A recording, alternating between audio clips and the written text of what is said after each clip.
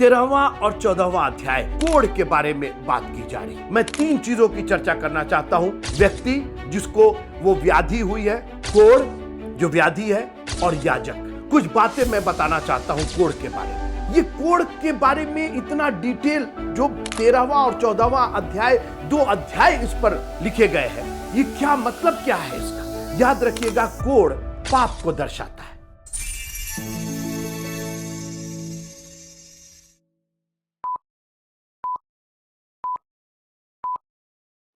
खुदावंद यीशु मसीह के नाम में आप सबों को जय मसीह की।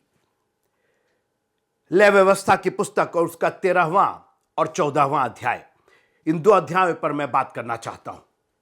आपको मालूम है कि हम पुराने नियम की पुस्तकों की सीरीज चला रहे हैं और एक एक चैप्टर हम बड़े करीने से देख रहे हैं। और मैंने बार बार कहा कि हम इतिहास आपको नहीं पढ़ा रहे हैं। हम चैप्टर का एक एक बात आपको इस तरीके से नहीं बता रहे कि क्या हुआ था, क्या करना है। हम ये बताना चाहते हैं कि उसका हमारे लिए क्या फायदा है। आर्किमिडीज का जब सिद्धांत पढ़ाया जाता है, जब न्यूटन का सिद्धांत पढ़ाया जाता है, गुरुत्वाकर्षण शक्ति पढ़ाया जाता है, तो न्यूटन के बारे में उसका क्या खानदान तक कौन तक होगा, उसका जो फायदा आज हमको मिल रहा है, जो हमको उसका आविष्कार था, उससे हमको क्या फायदा मिल रहा है, इस बात पर जोर दिया जाता है ताकि आज के वर्तमान समय में हम उससे फायदा उठा सके। खुदा का कलाम, पुराना नियम बाइबल कहती है, दृष्टांत के रूप में, छाया के रूप में लिखा गया था और वो हमारे लिए लिखा गया है। और याद रखिएगा, परमेश्वर का कलाम बीज है और बीज किसी बोतल में, किसी ढक्कन में, किसी कंटेनर में, किसी डिब्बे में रखा जाए कोई मतलब नहीं है। बीज को जमीन में गिरना है और बीज को जड़ पकड़ना है। जब तक बीज जड़ नहीं पकड़ेगा वो तना नहीं पकड़ेगा, और तना नहीं पकड़ेगा तो डालियां नहीं पकड़ेगा, और डालियां नहीं पकड़ेगा तो पत्ते नहीं निकलेंगे, और पत्ते नहीं निकलेंगे तो फूल नहीं निकलेगा, और फूल नहीं होगा तो फल नहीं होगा। आप सोचिए, शुरुआत हुई जड़ से, जड़ ना पकड़ने के कारण सूख गया। आज बहुत से मसीह इतने छिचले क्यों हैं? थोड़ी सी मुसीबत आती आज वो जज्बा क्यों नहीं है? क्योंकि जड़ नहीं पकड़े है, और जड़ है पुराने नियम में। हम प्रचारकों की यह जिम्मेदारी है कि आपको जड़ पकड़वाए। यह मेरी जिम्मेदारी, हमको यह सेवा सौंपी गई है। जब तक आप पुराने नियम को नहीं जानेंगे, और याद रखिएगा, एक बार आप पुराने नियम को जान जाएंगे तो आपकी जो मसीहत, जो वो मकई के लावे के समान जिसको पॉपकॉर्न कहते हैं, वो पॉपकॉर्न नहीं रहेगी। एक बार फूटा, खूब हालेलुया, प्रेज द लॉर्ड, और ये और वो, और हाथ रख करके गिरा रहे हैं, और कोई झूम रहा है, कोई चिल्ला। आपके अंदर एक जज्बा आ जाएगा। कोई चीज आपको परमेश्वर की मोहब्बत से अलग कर ही नहीं सकती, क्योंकि जड़ पकड़ा है आपने। बालू तो बहुत लोग घर बना सकते हैं, लेकिन वो मूर्ख ही होंगे। चट्टान पर जब घर बनेगा, और चट्टान जानते कहां होती है? जमीन के अंदर होती है, उस पर मेहनत लगती है। चट्टान पर घर बनाना इतना आसान नहीं है। चट्टान को तोड़ना पड़ता है, उस पर जाना पड़ता है, उसके अंदर घुसना पड़ता है। खुदा का कलाम, पुराना नियम, वो सनातन के चट्टान है, और जब इस पर आपका घर बनेगा तो याद रखिएगा, आंधी भी आएगा और तूफान भी आएगा। लेकिन अगर आपकी नींव उस चट्टान पर है, तो एक बार जब आप पुराना नियम समझ लेंगे, दिल से आप समझ लेंगे, तो नया नियम जब आप पढ़ेंगे तो आप और ज्यादा प्रभु से प्यार करने लगेंगे। आपको जबरदस्ती कहना नहीं पड़ेगा, हाथ रख के आपको ढकेल के गिराना नहीं पड़ेगा। आज प्रचारक लोग इतना क्रेडिट कितना ले ले कि हमने इनको गिराया, उनको गिराया, उनको गिराया, और इनके बारे में ये प्रोफेसी की है, वो क्या। अरे भाई, पहले जड़ तो पकड़ लेनी। जड़ ना पकड़ने का, वो उगा तो, लेकिन जड़ ना पकड़ने के कारण सूख गया, और आज उग रहा है। ऐसी बात नहीं है। मीटिंग्स हो रही हैं, उसके अंदर लोग गिर भी रहे हैं, पढ़ भी रहे हैं, उसमें दुनिया की बातें, लेकिन जड़ नहीं पकड़ने से कुछ दिन के बाद सब प्रेम ठंडा हो जाता है। और ये अंतिम समय है मित्रों, प्रभु का आना निकट है, और जगह जगह क्लेश होंगे। और ऐसे समय में अगर आपने परमेश्वर के वचन का गहराई से अध्ययन नहीं किया, दाऊद ने कहा कि मैंने तेरे वचन को अपने हृदय में रख छोड़ा है। आप अगर ये जड़ नहीं पकड़ा तो फिर आप उगेंगे, लेकिन जब सूरज निकलेगा ना, जब मुसीबत और तंगाई और नंगाई और तलवार आएगी, जब क्लेश आएगा, आप ही आव छोड़ देंगे। और बाइबल कहती है जो अंत तक धीरज धरेगा उस उद्धार उसी का होगा। इसीलिए बार बार, आप मामूली समझ रहे हैं इसको, परमेश्वर का यह कलाम है। और मुझको परमेश्वर से यह पहुंचा कि नहीं, मैं अपने, कम से कम अपने लोगों को, जो हमारे सुनने वाले लोग हैं, जो हमारे देखने वाले, जिनके प्रति मैं उत्तरदायी हूं, मैं इस दुनिया से ऐसे ही कुछ कह करके अपनी ये नौकरी बजा करके नहीं जाना चाहता हूं। मैं चाहता हूं कि खुदा का कलाम जो हमें सेंतमेंत मिला है, यह सेंतमेंत आप तक पहुंचाए। अब यह आपकी जिम्मेदारी, जमीन आपकी है मित्रों। मैं तो बीज बोऊंगा और भरपूरी के साथ बोऊंगा, और यही निवेदन करूंगा कि अपनी भूमि को अच्छी भूमि बनाइए। इस वचन को ग्रहण कीजिए। केवल लय व्यवस्था है, केवल गिनती है, व्यवस्था विवरण है। अरे ये सब पुराने नियम की, अरे क्या चीज पुराना? हमारा प्रभु कभी पुराना होता है? और जब प्रभु पुराना नहीं तो उसका वचन कहां से पुराना हो गया? यीशु मसीह तो कल, आज और युगानुयुग एक सा है। कल, आज और युगानुयुग, तो उसमें कल तो है ही नहीं। जब वो युगानुयुग एक सा है तो फिर कल और आज और कल कहां से हुआ? उसकी दया हर दिन नई होती है। मैंने कई बार आपसे कहा, ये जो ऑक्सीजन आप लेते हैं, हर बार जो आप लेते हैं एक नई ऑक्सीजन होती है, क्योंकि जो ऑक्सीजन आप छोड़ते हैं ना, वो कार्बन डाइऑक्साइड हो जाता है। अगर फिर से वही ले लेंगे आप तो जहर हो जाएगा आपके लिए। प्रभु से कहिए कि प्रभु तेरा धन्यवाद हो। उसको धन्यवाद दीजिए, हाथों को उठा के धन्यवाद दियो। कहिए प्रभु तेरा धन्यवाद हो, आपने हर दिन की रोटी हमें खिलाई है और आपने नए नए वचन से हमें नवाजा है। आपकी दया, आपके अनुग्रह, आपकी करुणा हर दिन नई होती जाती है। यह पुराना नियम नहीं है। हाँ ठीक है, अपने समझने के लिए हमने उसका नाम दे रखा है, लेकिन वास्तव में यह समझ के रखिएगा कि यह पुराना नहीं है, यह हमारे आज की रोटी है। लय व्यवस्था, उसका 13वां अध्याय और 14वें अध्याय की 32वीं आयत तक। लय व्यवस्था, लेविटिकस चैप्टर 13 and 14 और 14वां का 32वें आयत तक बस हम देखना चाहते हैं। थोड़ी देर आप मेरे साथ रहिएगा। अगर आपने यह अध्याय नहीं पढ़ा है तो इस वीडियो को अगर आप देख रहे हैं तो वीडियो रोक करके पॉज कर दीजिए। अच्छी बात है कि वीडियो रोका जा सकता है, वो कहीं नहीं जाएगा। उसको रोक करके पहले पढ़ लीजिए एक बार। खुदा का कलाम नहीं पढ़े तो फिर क्या पढ़े? इस बीज को ग्रहण आपने नहीं किया। मेरे बोलना तो बात की बात, और ये 20-30 मिनट में मैं कितना क्या बोलूंगा, लेकिन खुदा का कलाम आपके जीवन पर्यंत रहेगा मित्रों। इसलिए please read the word of God. यही आपको चंगाई देगा। यही आपको लिखा है कि उसने अपना वचन भेज करके उनको चंगा किया। आज हम लोग प्रचारकों को और चंगा करने वालों को बुलाते हैं। अरे बुलाना है परमेश्वर का कलाम, बुलाइए। किसी को क्रेडिट नहीं। क्रेडिट अगर मिलना है तो सिर्फ हमारे प्रभु को। उसका आदर, उसकी महिमा किसी को नहीं मिलनी। कोई भी क्यों ना हो, परमेश्वर का कलाम ही अंत तक बना रहेगा। 13वां और 14वां अध्याय, ये कोड़ के बारे में बात की जा रही है। 3 चीज यहां पर, चूंकि लंबा अध्याय है, मैं पूरा पढ़ना नहीं चाहता हूं। मैं चाहता हूं कि आप पढ़ें उसको, और आपके बीच में पढ़ा गया होगा। मैं 3 चीजों की चर्चा करना चाहता हूं। व्यक्ति, एक व्याधि या एक रोग जिसको कोढ़ कहते हैं, और याजक। इन 3 चीजों का जिक्र लय व्यवस्था की पुस्तक 13वें और 14वें अध्याय में हुआ है। व्यक्ति जिसको वो व्याधि हुई है, कोढ़ हुआ है। जानवर की बात नहीं हो रही, यहां पे व्यक्ति की बात हो रही है, इंसान की बात हो रही है, पुरुष महिला की बात हो रही है। कोढ़ जो व्याधि है, और याजक। कुछ बातें मैं बताना चाहता हूं कोढ़ के बारे में। कोढ़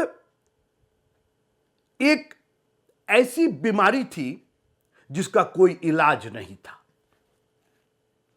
कोई उसके लिए औषधि नहीं थी, कोई दवा नहीं थी उसकी।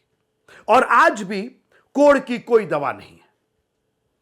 बहुत रिसर्च हुए हैं, उसको रोका जा सकता है, दबाया जा सकता है, लेकिन वास्तव में कोढ़ की कोई दवा है नहीं। कोढ़ आज भी होता है।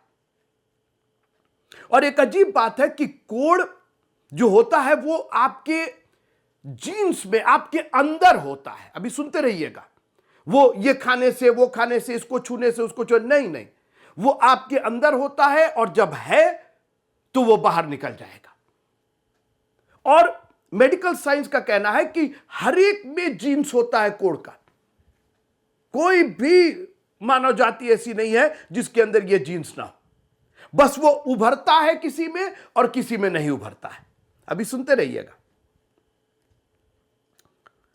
कोढ़ ना सिर्फ शरीर को बर्बाद करता है, ये आपकी आत्मा तक में घुस जाता है, क्योंकि आप इससे तुरंत मरते नहीं हैं। आपका शरीर गलता जाता है, आपके हाथ पैर आपके सामने गलते जाते हैं। आपने तो कोढ़ियों को देखा ही होगा, हमारे हिंदुस्तान में तो भरे हुए, और आपने देखा होगा कि उनका शरीर कैसा विकृत हो जाता है। शरीर के अंग अंग गल जाते, मगर वो जिंदा रहते, भीख मांगते, जिंदा रहते। वो मरते, कई कोढ़ियों को तो मैंने बूढ़े होते देखा है कि वो बूढ़े होकर के मरे, मतलब आयुदार होकर के मरे। कोढ़ से नहीं मरे, कोढ़ से उनका शरीर विकृत हो गया और वो उनकी आत्मा को भी विकृत कर देता है। समाज से दूर हो जाते हैं वो लोग। दो तरीके से कोढ़ होता है, जैसे मैंने कहा, एक तो आपके अंदर है, वो उभर जाए, और दूसरा छुआछूत से। सब कोढ़ नहीं, लेकिन कुछ कोढ़ छुआछूत से। अगर आप किसी कोढ़ी की संगति में हो तो यह संभव है कि आपका भी कोढ़ उभर जाए। और यह अलग से एक चैप्टर दिया गया है कोढ़ के बारे में। ये कोढ़ के बारे में इतना डिटेल, जो 13वां और 14वां अध्याय, 2 अध्याय इस पर लिखे गए हैं। ये क्या मतलब, क्या है इसका? याद रखिएगा, कोढ़ पाप को दर्शाता है, और संसार का कोई व्यक्ति ऐसा नहीं है जो पापी नहीं है। पाप से हम पैदा हुए। हमारे मां बाप ने जब पाप किया, मैं आदम हवा की बात कर रहा हूं, तो जब उनके द्वारा संतानें पैदा हुई तो वो पाप का, वो जीन्स, पाप का जो अंश था, वो हमारे अंदर भी आ गया। कोई धर्मी नहीं, धर्मी आप पैदा होते ही नहीं। आप जब संसार में पैदा होते हैं तो आप, जो आपकी पैदाइश है, वो एक पापी के रूप में पैदाइश है। मैंने कहा 2 तरीके से पाप होते, कोढ़ होते। एक तो आपके अंदर है बॉडी में, और एक संगति के द्वारा। जब आप कोढ़ी की संगति में होते हैं तो छुआछूत होता है। भजन संहिता 1 आप भूले नहीं होंगे, क्या ही धन्य है वो पुरुष जो दुष्टों की युक्ति पर नहीं चलता और ना पापियों के मार्ग में खड़ा होता। नीति वचन में लिखा है कि दुष्टों की संगति, बुरी संगति अच्छे चरित्र को बिगाड़ देती है। छुआछूत है मित्रों। और इसलिए आप आज अपने जीवन को तौलिए, जड़ पकड़िए, कहिए मेरी संगति कहीं ऐसे लोगों के साथ तो नहीं, दुष्टों के साथ तो नहीं, जो प्रभु को नहीं मानते, जो दुनिया के पाप और गुनाह में लिप्त है। कहीं ऐसा तो नहीं कि उनकी बीमारी आपको लग जाए। मैंने कहा यह कोढ़ छुआछूत की बीमारी और कोढ़ पाप की निशानी है। और जिस तरीके से कोढ़ छुआछूत के द्वारा, वैसे ही पाप भी छुआछूत, अच्छी संगति को बुरी संगति बिगाड़ देती है। बुरी संगति अच्छे चरित्र को बिगाड़ देती है। आपका चरित्र अच्छा है मगर आपकी संगति बुरी हो गई। हवा पवित्र थी, परमेश्वर ने बनाया था, मगर संगति गलत हो गई। शैतान आ गया, इब्लीस से बात होने लगी। क्यों? तुम्हारे मार्ग में हम नहीं खड़े होंगे, तुमसे बात नहीं करेंगे, तुम्हारे विचार को हम सुनेंगे भी नहीं। आज हमने दुनिया के विचारों को सुना। बिशप साहब फलाने ये कहते, अच्छा फलाना चर्च ये कहता, अच्छा फलाने पादी ये कहते, फलाने, अरे वो सब ठीक है, जो जिसको कहना कहे, हम तो परमेश्वर की आज्ञा के अनुसार चलेंगे। शैतान ने पूछा क्या परमेश्वर ने कहा? बिल्कुल कहा है, और जो वो कहा है वही सही है, बाकी सब गलत है। परमेश्वर का कलाम ही सही है, बाकी सब गलत है। मेरे विचार अगर है, आप कतई उसको मत मानिए। आज दुनिया को इब्लीस ने अपने विचार दे दे के फंसा रखा है, अपनी संगति दे दे करके। हो सकता है कि आप रोज किसी के साथ उठते बैठते नहीं हो, मगर आज एक नया तरीका आ गया आपके मोबाइल पर,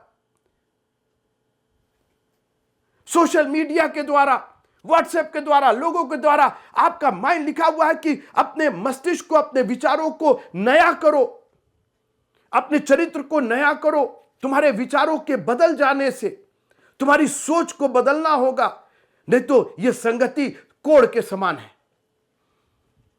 यह ऐसा पाप पैदा करेगी कि ना तुम्हारे शरीर को गलाएगी बल्कि तुम्हारी आत्मा में घुस जाएगी। लोग शराबियों की संगति करके बैठे, क्या होगा? शराबियों की संगति में बैठेंगे तो क्या करेंगे? आप भी तो शराबी हो जाएंगे, और वो आपके ना सिर्फ शरीर को, आपकी आत्मा तक को बर्बाद करेगी। 3 चीज की चर्चा हुई है, इंसान की, व्यक्ति की, कोढ़ की और याजक की। और अजीब बात है, जिस व्यक्ति को कोढ़ हुआ है, अरे भाई एक बीमारी है तो अस्पताल जाओ ना, डॉक्टर को दिखाओ ना। मैंने कहा मित्रों, इस व्याधि का, इस रोग की कोई दवा नहीं है। कोई अस्पताल और कोई डॉक्टर इसको चंगा नहीं कर सकता। और याद रखिएगा, पाप भी वो रोग है जिसको कोई दवा दूर नहीं कर सकती है, कोई औषधि उसके लिए नहीं बनी है। सोचिए, आप, लिखा हुआ है कि जो जिसको कोढ़ हो, आप पढ़िएगा उसके अंदर, जैसे ही आपको पता चले आपके शरीर में उजलापन आ रहा है और क्या क्या वो डिटेल है, आप अब बजाय अस्पताल जाने के, बजाय कोई दवाई खाने के, बजाय कोई औषधि लेने के, बजाय किसी वैद्य के पास जाने के पास, बोला ना, याजक ही देखेगा, याजक ही तय करेगा। और मित्रों, आज दुनिया ने क्या क्या उपक्रम कर रखे हैं पाप को दूर करने के लिए। कोई डुबकी ले रहा है, कोई धो रहा है, कोई झुक रहा है, कोई क्या कर रहा है, कोई दवा है ही नहीं सिवाय हमारे प्रभु यीशु मसीह, जो याजक नहीं महायाजक है, उसके लहू के द्वारा, और कोई और तरीका नहीं है। Only the high priest can cleanse you, can declare you cleanse. आपको बोल सकता है कि आप उस कोढ़ से, उस पाप से मुक्त हो गए हैं। यीशु मसीह का लहू हमें सब पापों से शुद्ध करने में, कोढ़ से शुद्ध होता था आदमी। आप पढ़िएगा, याजक बोलता था तुम शुद्ध हो गए हो, क्योंकि यह एक अशुद्धता थी, यह रोग अशुद्धता की निशानी है। और हम में से हर एक ने पाप किया, हम में से हर एक ने अपना मार्ग लिया। कोई औषधि, कोई उपाय, कोई हिकमत आपका काम नहीं करेगा। लिख लीजिए, जाइए, जिस डॉक्टर के पास जाना, जिस वैद्य के पास जाना, जिस बाबा के पास जाना, आप जा सकते हैं, लेकिन इस पाप का निवारण तो सिर्फ एक जन कर सकता है, वो है हमारा प्रभु यीशु मसीह। और उसकी वजह ये, मैंने कहा कि ये एक छुआछूत की बीमारी है। अब आप सोचिए, कोढ़ी ले व्यवस्था 13 और 14, कोढ़ी याजक के पास जाता, अरे भाई याजक भी तो इंसान है, वो, उसको भी तो कोढ़ लग जाएगा। वो तुम्हारा एग्जामिन कर रहा है, वो तुमको देख रहा है, तुम तो उसके पास जा रहे हो सकता है वो छू रहा हो तुमको। हमारे प्रभु ने अपने ऊपर हमारे पाप और अपने अपराध, हमारे अपराध लिए। एक बार यीशु मसीह शास्त्री फरीसियों से बात कर रहे थे और एक कोढ़ी आ गया वहां पर, और यीशु मसीह ने बोल करके नहीं, छू करके उसको चंगा किया। बोला, तुम्हारा कोढ़, तुम्हारा पाप, तुम्हारा अपराध मैं अपने ऊपर ले लेता हूं, I am going to suffer. और क्रूस पर हमने वो तस्वीर देखी मित्रों, हमारे पाप के लिए, हमारे कोढ़ के लिए हमारे महायाजक ने, लिखा है कि उसने अपना लहू बहाया, वो खुद ही दाता, खुद ही दान बन गया। उसने हमारे अपराध अपने ऊपर ले लिए, उसकी पीठ पर कोड़े मारे गए, सर पर कांटों का ताज और मुंह पर थूका गया, हाथों में और पैरों में कीले गाड़ी गई। क्यों? उसका क्या गुनाह था? हमारा गुनाह था, हमारा कोढ़ था जो याजक शुद्ध करना चाहता था। अपनी जान दे करके, लिखा है कि लहू दे करके उसने लहू का दाम दिया है, हमें खरीद लिया। बागे अदन में जो कोढ़ लगा, जो पाप और अपराध लगा उसका एक ही कफारा, और वो हमारा प्रभु यीशु मसीह। आसमान और जमीन के ऊपर कोई और दूसरा नाम नहीं जिसके द्वारा उद्धार हो, वो केवल प्रभु यीशु मसीह है। लोग कहते हैं सिर्फ यीशु मसीह, क्यों? क्योंकि उसी के द्वारा हमारा उद्धार है। ये कोड़, ये पाप नाम का कोड़ जो है वो केवल उसी के लहू के द्वारा, क्योंकि उसने हमारे कोड़ को, हमारे अपराध को, हमारे पापों को अपने ऊपर ले लिया और हमें शुद्धता प्रदान की। पवित्र बनो जैसा मैं पवित्र हूं। इब्रानियों की पत्री उसका 9वां अध्याय, 11वां अध्याय, 12वां अध्याय आप पढ़िएगा। ये इतना बड़ा एक विषय है मित्रों कि ये मैं इतनी देर में आपको सब कुछ, मैं सिर्फ आपको उत्साहित करना चाहता हूं कि आप जड़ पकड़िए। एक बार आपको समझ में आ जाएगा कि आपके प्रभु ने आपके लिए क्या किया है। ये पुराने नियम में क्या होता था, ये कोड़ कितना भयानक था, किस तरीके से लोगों की जिंदगियां ये कोड़ खा जाता था, परिवार से अलग कर देता था, समाज से अलग कर देता था और हमेशा के लिए नाश कर देता था आपको। ये पाप भी हमको इसी तरीके से नाश किए हुए है। हमको अपनी नजरों में गिरा देता, समाज की नजरों में गिरा देता और प्रभु की नजर में हम गिर जाते हैं। लिखा है जो कोई उस पर विश्वास करे वो नाश ना हो, यानी जो विश्वास नहीं करेगा वो नाश होगा। आज आपको विश्वास करना पड़ेगा कि आपका महायाजक, मैं पढ़ना चाहता हूं इब्रानियों की पत्री और उसका 9वां अध्याय, इब्रानियों की पत्री और उसका 9वां अध्याय और उसकी 23वीं आयत से मैं पढ़ना चाहता हूं। Hebrew chapter number 9 and verse number 23 onward. इसलिए अवश्य है कि स्वर्ग में की वस्तुओं के प्रतिरूप इन बलिदानों के द्वारा शुद्ध किए जाएं, पर स्वर्ग में की वस्तुएं स्वयं इनसे उत्तम बलिदानों के द्वारा शुद्ध की जाती, क्योंकि मसीह ने उस हाथ के बनाए हुए पवित्र स्थान में, जो सच्चे पवित्र स्थान का नमूना है, प्रवेश नहीं किया, पर स्वर्ग ही में प्रवेश किया, ताकि हमारे लिए अब परमेश्वर के सामने दिखाई दे। 25वां पद, इब्रानियों की पत्री 9वां अध्याय 25वां पद, ये नहीं कि वह अपने आप को बार बार चढ़ाए, जैसा कि महायाजक प्रतिवर्ष दूसरे का लहू लिए पवित्र स्थान में प्रवेश किया करता है। वही तो जगत की उत्पत्ति से लेकर उसको जगत की उत्पत्ति से लेकर उसको बार बार दुख उठाना पड़ता, पर अब युग के अंत में वो एक ही बार प्रकट हुआ है, ताकि अपने ही बलिदान के द्वारा पाप को दूर कर दे। हमारा कोढ़ दूर हुआ है, हमारा पाप दूर हुआ है। किसने दूर किया? किस दवाई ने दूर किया? एक ही बार लहू बहाया उसने क्रूस पर जाकर के। हमारे प्रभु यीशु मसीह ने, प्रभु यीशु मसीह के लहू की जय हो। प्रभु यीशु मसीह के लहू के आगे शैतान टिक नहीं सकता है मित्रों। जब आप पर शैतान हावी होने की कोशिश करे, आप जोर से बोलिए यीशु मसीह के, प्रभु यीशु मसीह के लहू की जय। There is victory in the blood of Jesus Christ. यीशु मसीह के लहू में जय है, क्योंकि उस लहू के द्वारा, उसी लहू के द्वारा, वही एक औषधि है, वही एक दवा है, वही एक वैद्य है। वो वैद्यों का वैद्य है जो हमारे कोड़, पाप जैसे कोड़ को हमेशा के लिए वो दूर कर सकता है। उसने अपने ऊपर ले लिया, अपना बलिदान किया और हमें उस कोड़ से, उस पाप से मुक्ति दिलाई। कैसा प्यारा प्रभु है मित्रों। आप एक बार उसके प्यार को चख लेंगे, जान जाएंगे उसको अपने दिल के अंदर की गहराइयों में। जैसे जड़ पकड़ता है ना, जैसे पेड़ जो जितना ऊंचा और बड़ा और मजबूत और फलदायी होता है, उसकी जड़ें उतनी गहरी होती है। अगर परमेश्वर के कलाम में आपकी जड़ें गहरी हो गई, आप हर समय आनंदित रहेंगे। आपके दिल से हमेशा अच्छी अच्छी बातें निकलेंगी, दिल से लोगों के लिए आशीर्वाद निकलेगा, गॉड ब्लेस यू निकलेगा, नम्रता और दीनता निकलेगी। आप कहेंगे अरे मैं तो कोड़ी था, मेरे अंदर पाप, मैं तो पाप के साथ जन्मा, लेकिन प्रभु ने मेरे पाप को दूर किया, मुझको शुद्ध किया, मुझको आजाद किया। मेरा अपना कुछ नहीं है, मैं कोढ़ी था मगर अब शुद्ध हो गया हूं, और वो प्रभु यीशु मसीह के लहू के द्वारा। मेरा अपना कोई घमंड नहीं, मेरी अपनी कोई काबिलियत, कोई लियाकत नहीं है। यह उसकी दया रही है, यह उसका अनुग्रह रहा है कि उसने मुझे छू करके चंगा किया है।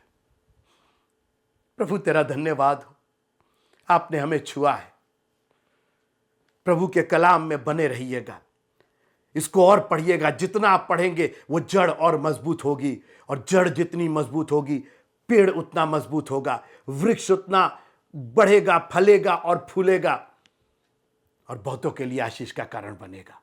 प्रभु आप सबको बड़ी आशीष दे। लय व्यवस्था की पुस्तक का अध्ययन करते रहिएगा। मैंने इस थोड़े से समय में आपको सिर्फ उत्साहित किया है और यह बताने की कोशिश की है कि जो लय व्यवस्था की पुस्तक में जो बातें लिखी हुई वो आज हमारे लिए हमारे आनंद का कारण है। हमें ज्ञान मिल रहा है। अरे प्रभु तेरा धन्यवाद हो। हम कोढ़ी पैदा हुए, कोढ़ियों की संगति में, मगर अब नहीं, अब तेरे मार्ग में चलेंगे। जैसा परमेश्वर का कलाम कहता है, जिस मार्ग में हमें चलना है उसमें हमारी अगुवाई कर। प्रभु मार्ग, सत्य और जीवन तो तू ही है। तेरी संगति में अपना जीवन बिताएंगे। प्रभु आप सबको बड़ी आशीष दे। प्रभु के कलाम में बने रहिएगा। जय मसीह।